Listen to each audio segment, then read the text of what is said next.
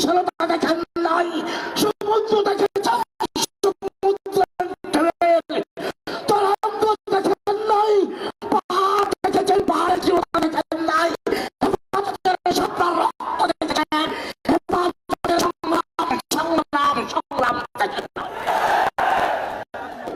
সংগ্রামী জনতা এবার বক্তব্য রাখবেন প্রখ্যাত মুশরিকুল হেফাজতের সহকারী মহাসচিব মাওলানা আব্দুল বাসেত খান সিরাজি।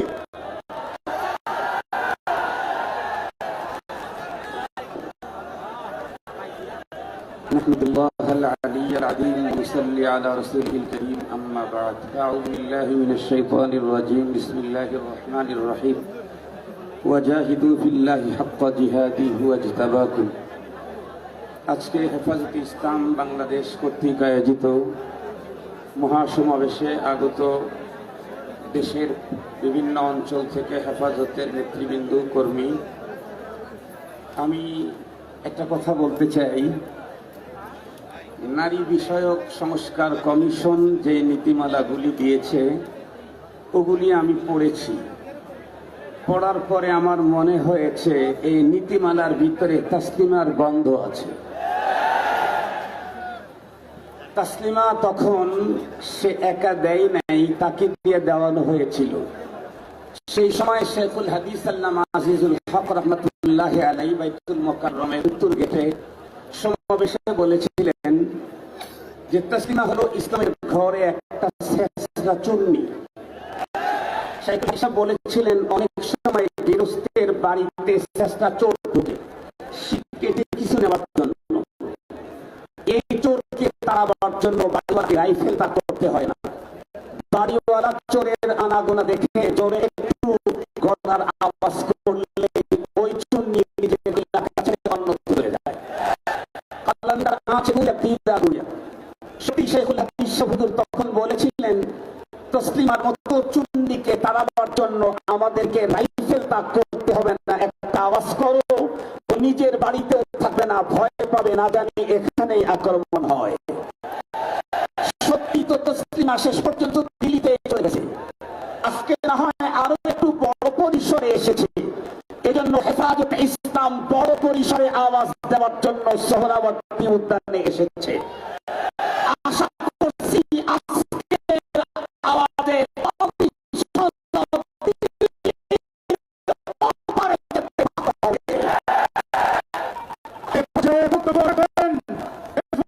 ইসলাম বাংলাদেশের অন্যতম নায়ক চট্টগ্রামের বিশিষ্ট আলেম হযরত মাওলানা আলী ওসমান।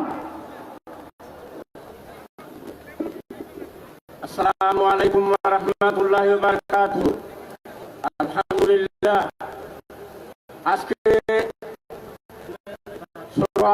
উদ্যানে হেফাজতের এই মহাসমাবেশ থেকে আমরা ঘোষণা করতে চাই এই বাংলাদেশের অন্তর্বর্তীকালীন সরকারের নারী বিষয়ক কমিশন যে সমস্ত প্রস্তাব দিয়েছে এগুলি বাংলাদেশের তৌহিদি জনতার জন্য অত্যন্ত কলঙ্কজনক প্রস্তাব দিয়েছে। এই সমস্ত প্রস্তাব বাংলাদেশের তৌহিদি জনতা কখনো মেনে নিতে পারে না।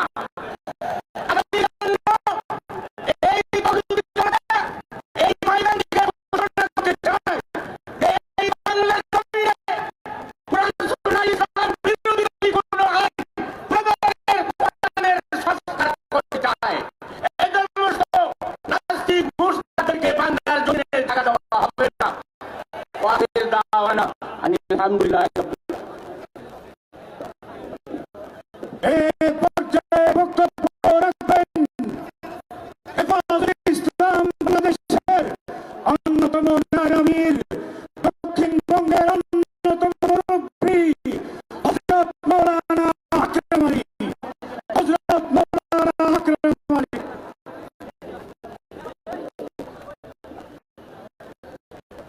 نحمده ونصلي على رسوله الكريم أن الله يرث عباده الصالحون। दिन जिंदा होता है हर करबला के बाद। এখন ফুটছে এই খামিয়া দিন ইনশাআল্লাহ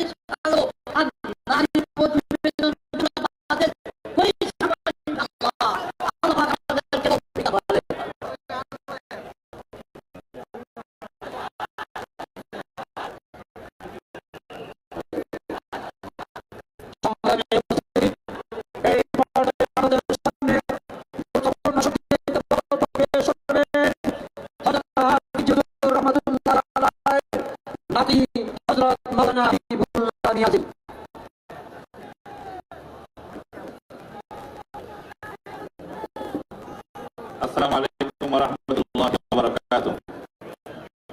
নাহমাদুহু ওয়া নুসাল্লি আলা রাসূলিল কারীম, আম্মা বা'দ। সংগ্রামী তৌহিদি জনতা, আপনারা লক্ষ্য করতে পেরেছেন ইতিপূর্বে বাংলাদেশে যতগুলো নারী অধিকার নিয়ে যারা ইসলাম বিদ্বেষ ছড়াতে চেয়েছিল, তারা বাংলার জমিনে কেউ টিকে থাকতে পারে নাই। তাসলিমা নাসরিনের মতো একটি কুলাঙ্গার সে বাংলাদেশে যখন ইসলাম বিরোধী বক্তব্য রেখেছে, তাকেও বাংলার জমিনে টিকে থাকতে হয় নাই। আমি বাংলাদেশ সরকারের কাছে বলবো, গত ফ্যাসিস্ট সরকারের আমলে যতগুলো মিথ্যা মামলা হয়েছে অনেক নামে, প্রত্যেকটি মামলা অনতিবিলম্বে প্রত্যাহার করুন এবং সারা বিশ্বে নির্যাতিত মুসলমান যেখানে যেখানে মুসলমান নির্যাতিত হচ্ছে, সমস্ত মুসলমানদের পাশে দাঁড়ানোর আশ্বাস প্রদান করুন। গাজা সহ হিন্দুস্তানে যে সমস্ত মুসলমান ভাইয়েরা অবরুদ্ধ হচ্ছে, মাদক এবং নির্যাতিত হচ্ছে, তাদের পাশে দাঁড়ানোর বাংলাদেশের সরকারের পাশে আছে বলে আশ্বাস প্রদান করুন। এই বলে আমি আমার বক্তব্য শেষ করছি।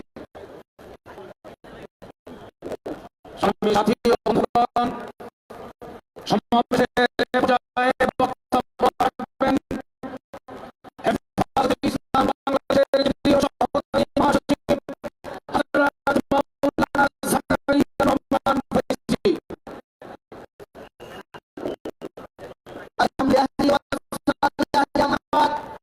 আজকে মহাসমাবেশে প্রমাণ করে বাংলাদেশে ইসলাম রাখবে, রাষ্ট্রের ঘটনা হবে না ইনশাআল্লাহ। এই বাংলাদেশ শান্তির দেশ নয়। আজকে আমরা দাবি জানাই, অবিলম্বে তাদের বিচার আনতে হবে এবং ভবিষ্যতে বাতিল করতে হবে। আসসালামু আলাইকুম।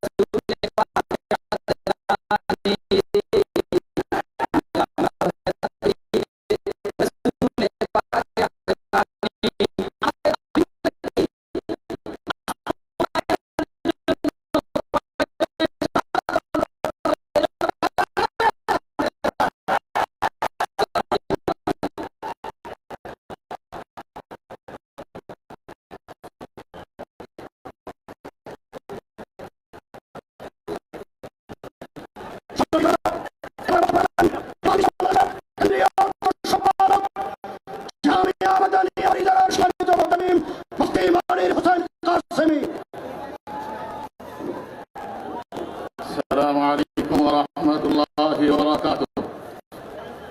লক্ষ্যের হৃদয়ে কাফেলার এই বর্তমান